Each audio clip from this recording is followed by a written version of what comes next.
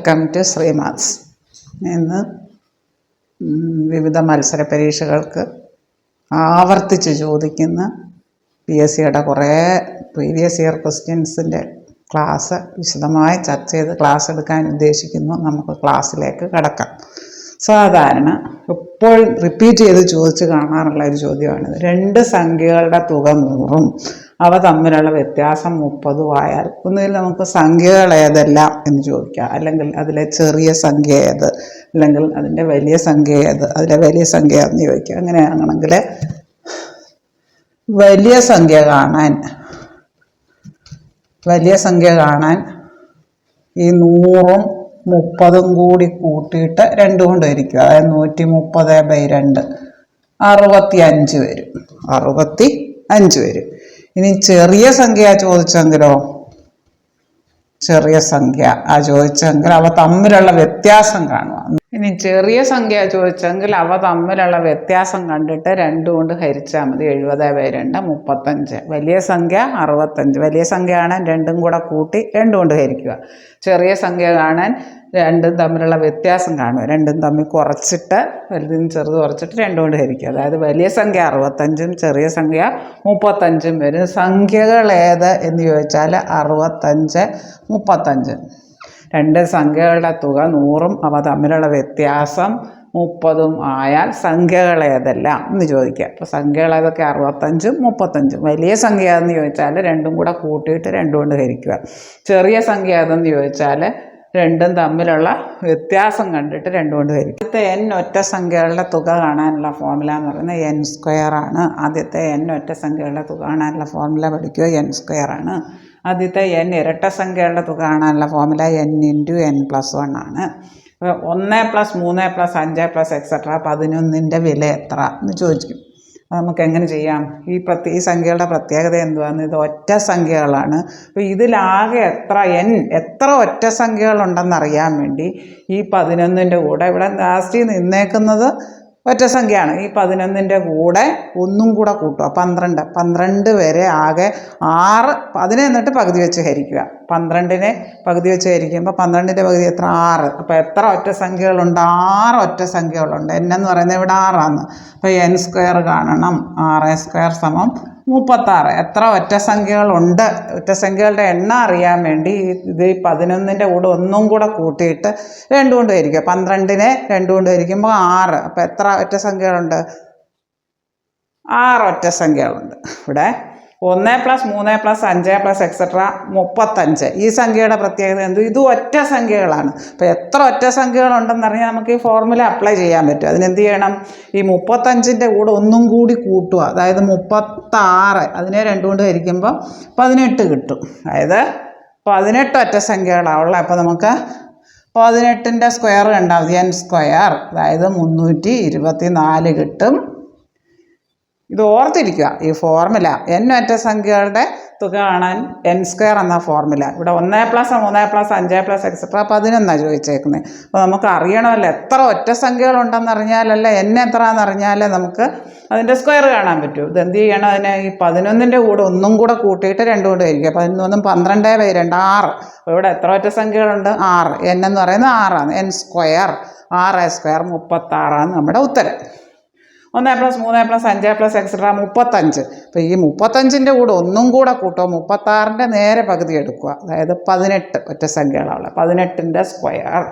n എത്രയാണെന്ന് കണ്ടുപിടിക്കുക. അത് എത്ര ഒറ്റ സംഖ്യകളുണ്ട് ഇത്രയും വരെ?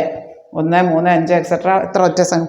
18. 35ൻ്റെ കൂടെ ഒന്നുകൂടെ കൂട്ടി 2 കൊണ്ട് ഹരിച്ചു. അപ്പോൾ 18ൻ്റെ സ്ക്വയറാണ് വരിക. എത്ര ഒറ്റ സംഖ്യകളുടെ എണ്ണം, അതിൻ്റെ സ്ക്വയർ. 2 + 4 + 6 + etc. 20. ഇവിടെ ആദ്യത്തെ n ഒറ്റ സംഖ്യകളുടെ തുക കാണാൻ n². ആദ്യത്തെ n ഇരട്ട സംഖ്യകളുടെ തുക കാണാനുള്ള ഫോർമുല n × n+1. 1 + 3 + 5 + etc. 11. അപ്പോൾ 1 മുതൽ 11 വരെ എത്ര ഒറ്റ സംഖ്യകളുണ്ടെന്ന് കാണാൻ ഈ 11ൻ്റെ കൂടെ ഒന്നുകൂടെ കൂട്ടിയിട്ട് 2 കൊണ്ട് ഹരിക്കുക. 11 ഉം 12, 12ൻ്റെ പകുതി 6. അപ്പോൾ ഇവിടെ n എത്രയാണ്? 6ആണ്. 6 എണ്ണം ഉണ്ട് ഒറ്റ സംഖ്യകൾ. അപ്പോൾ n² ഫോർമുല അപ്ലൈ ചെയ്യുക. 6² 36. ഇനി 1 + 3 + 5 + എക്സെട്ര 35 വരുന്നുണ്ട്. 35ൻ്റെ കൂടെ ഒന്നുകൂടെ കൂട്ടുക, 2 കൊണ്ട് ഹരിക്കും 36. 36ൻ്റെ പകുതി 18. അപ്പോൾ ഇവിടെ 18 ഒറ്റ സംഖ്യകളുണ്ട്. n എന്ന് പറയുന്നത് 18 അപ്പോൾ n² 18² എന്ന് വരും. ഈ ഫോർമുല അപ്ലൈ ചെയ്താൽ മതി. ഒറ്റ സംഖ്യകളുടെ എണ്ണം എത്രയാണെന്ന് കണ്ടുപിടിച്ചിട്ട് അത് സ്ക്വയർ ചെയ്യുക. ഇനി 2 + 4 + 6 + 8 + എക്സെട്ര 20. 20 വരെ എത്ര ഇരട്ട സംഖ്യകളുണ്ട്? ഇവിടെ ഈവൻ നമ്പറിലാണ് അവസാനിച്ചതെങ്കിൽ 20 ഇവിടെ ഇരട്ട സംഖ്യ ഈവൻ നമ്പറാണ് എങ്കിൽ അതിന് നേരെ പകുതി എടുത്താൽ മതി. 20 വരെ 10 ഒറ്റ സംഖ്യകളും 10 ഇരട്ട സംഖ്യകളും. അപ്പോൾ ഇവിടെ 10 ആണെന്നുള്ളത്. n എന്ന് പറയുന്നത് ഇവിടെ എത്രയാണ്? 10. അപ്പോൾ n × n+1 ആണ് നമ്മുടെ ഫോർമുല ഇരട്ട സംഖ്യയ്ക്ക്. അതായത് 10 × 10 + 1 11. അതായത് 110 കിട്ടും. 10 × 11. ഇനി നമുക്ക് 2 + 4 + 6 + എക്സെട്ര 100.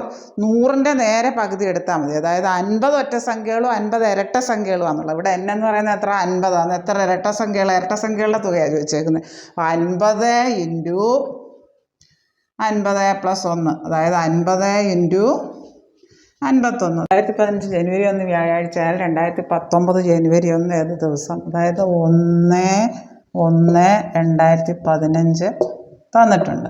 ഇനി 1/1/2000 രണ്ടും ഡേറ്റ് രണ്ടും തുല്യമാണ്.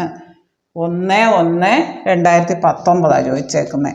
അപ്പോൾ ഡേറ്റ് രണ്ടും തുല്യമായാൽ നമുക്കൊരു മെത്തേഡുണ്ട്. അപ്പോൾ ഈ വർഷത്തിൻ്റെ വ്യത്യാസം കാണുക. 2019 2015 കുറയ്ക്കുക, അതായത് 4.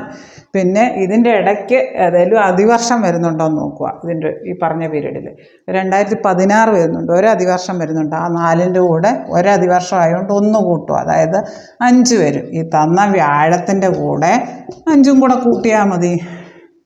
വ്യാഴത്തിൻ്റെ കൂടെ 5 കൂടെ കൂട്ടുമ്പോൾ എത്ര വരും? വെള്ളി, ശനി, ഞായർ, തിങ്കൾ, ചൊവ്വ വരും നമ്മുടെ ഉത്തരം. ചൊവ്വയാണ് വരുന്നത്. ഇത് തീയതി 1 ആണെങ്കിൽ വർഷങ്ങളുടെ വ്യത്യാസം കാണുക. അതിവർഷം എത്ര എണ്ണം വരുന്നുണ്ടെന്ന് നോക്കുക. ഒരു അതിവർഷമായിരുന്നു ഇതിന് രണ്ടിൻ്റെ ഇടയ്ക്ക് 2016 വരുന്നത്. 4ൻ്റെ ഗുണിതമായിട്ട് വരുന്നത്. അപ്പോൾ ഇവിടെ 4 വരും വ്യത്യാസം. അതിൻ്റെ കൂടെ ഒരു അതിവർഷം വരുന്നതുകൊണ്ട് ഒന്നുകൂടെ കൂട്ടും. 4 1 5. തന്ന ദിവസത്തിൻ്റെ കൂടെ 5 കൂടെ കൂട്ടിയാൽ മതി. വ്യാഴത്തിൻ്റെ കൂടെ 5 കൂടെ കൂട്ടുമ്പോൾ ചൊവ്വ വരും.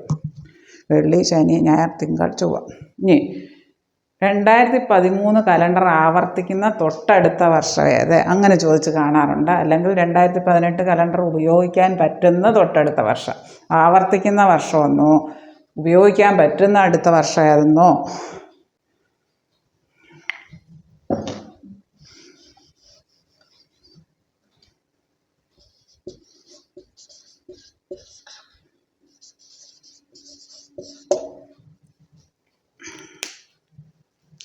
രണ്ടായിരത്തി 2013 കലണ്ടർ ആവർത്തിക്കുന്ന തൊട്ടടുത്ത് ഇങ്ങനെ വരുമ്പോൾ തന്നിരിക്കുന്ന വർഷത്തെ നമ്മൾ 4 കൊണ്ട് അങ്ങ് ഹരിക്കുക. 4 കൊണ്ട് ഹരിക്കുമ്പോൾ 500 200 13 4 3 12 ശിഷ്ടം 1 വരും. ഇവിടെ ശിഷ്ട വരുന്ന കേസുകൾ ഏതൊക്കെയാണെന്ന് നോക്കാം നമുക്ക്. ശിഷ്ടം 0 വരും, 1 വരും, 2 വരും, 3 വരും. ഞാൻ 4 കേസുകളെ വരും തന്ന വർഷത്തെ 4 കൊണ്ട് ഹരിക്കുമ്പോൾ. അതായത് 0 വരും, 1 വരും, 2 വരും, 3 വരും.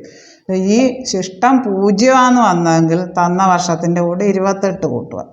ശിഷ്ടം 1 വന്നതെങ്കിൽ തന്ന വർഷത്തിൻ്റെ കൂടെ 6 കൂട്ടുക. ശിഷ്ടം 2 3 വന്നതെങ്കിൽ തന്ന വർഷത്തിൻ്റെ കൂടെ 11 കൂട്ടുക. അതാണ് നിയമം. തന്നിരിക്കുന്ന വർഷത്തെ 4 കൊണ്ട് ഹരിക്കുക. ഇവിടെ 4 കേസുകൾ വരും. 0 വരാം, 1 വരാം, 2 വരാം, 3 ഭാജ്യസംഖ്യകൾ അഥവാ കോമ്പോസിറ്റ് നമ്പേഴ്സ് എന്ന് പറഞ്ഞാൽ എന്താണെന്ന് നോക്കാം. 4ൻ്റെ ഘടകങ്ങൾ എഴുതുക. ഏതിൻ്റെയൊക്കെ ടേബിൾ മൾട്ടിപ്ലിക്കേഷൻ ടേബിൾ ഗുണനപ്പട്ടിക എഴുതിയാൽ 4 കിട്ടുമെന്ന് നോക്കും. 1 2 4 2ൽ കൂടുതൽ ഘടകങ്ങളുള്ള സംഖ്യകളെ കോമ്പോസിറ്റ് നമ്പേഴ്സ് അഥവാ ഭാജ്യസംഖ്യകൾ എന്ന് പറയുന്നു. 16 1 2 4 8 16 2 16 4 4 16. അപ്പോൾ 2 കൂടുതൽ ഘടകങ്ങളുണ്ട്. 10 1 2 5 10. 1ൻ്റെ ടേബിൾ എഴുതിയാൽ കിട്ടും, 2ൻ്റെ ടേബിൾ എഴുതിയാൽ കിട്ടും, 5ൻ്റെ ടേബിൾ എഴുതിയാൽ കിട്ടും. ഏതൊരു ഇരട്ട സംഖ്യ 2 വെച്ച് പറ്റും. ഇവിടെ അഭാജ്യസംഖ്യകൾ അതാ പ്രൈം നമ്പേഴ്സ് എന്ന് പറഞ്ഞാൽ 1 ആ സംഖ്യ മാത്രമേ ഘടകങ്ങൾ കാണും. 11 ഒരു പ്രൈം നമ്പറാണ്, 1 11.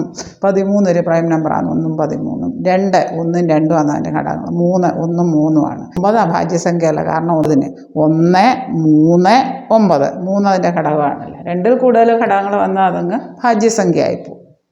ഏറ്റവും ചെറിയ അഭാജ്യസംഖ്യ പ്രൈം നമ്പർ എന്ന് പറയാം. ഇവിടെ ഇങ്ങനെ തുടങ്ങുന്നത് 2 3 5 7 11 13 അങ്ങനെ അങ്ങോട്ടും. ഏറ്റവും ചെറിയ അഭാജ്യസംഖ്യ 2 ആണ്. അഭാജ്യസംഖ്യയായിട്ടുള്ള ഏക ഇരട്ടസംഖ്യ 2ആണ്. ഒന്നെന്ന് പറയുന്ന ഭാജ്യസംഖ്യയോ അഭാജ്യസംഖ്യയോ അല്ല. ഇത്രയും കാര്യങ്ങൾ നിങ്ങൾക്ക് നന്നായി മനസ്സിലായി എന്ന് ഞാൻ വിശ്വസിക്കട്ടെ.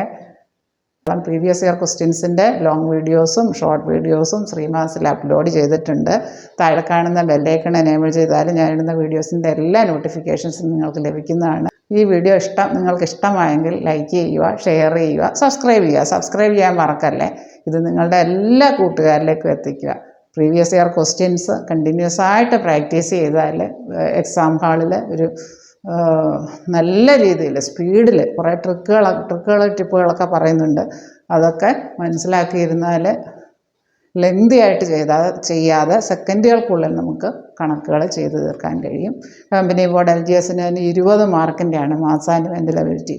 ഞാനിട്ട പ്രീവിയസ് ഇയർ ക്വസ്റ്റ്യൻസിൻ്റെ ലിങ്കുകൾ ഡിസ്ക്രിപ്ഷൻ ബോക്സിൽ നൽകുന്നതാണ്. Thank U.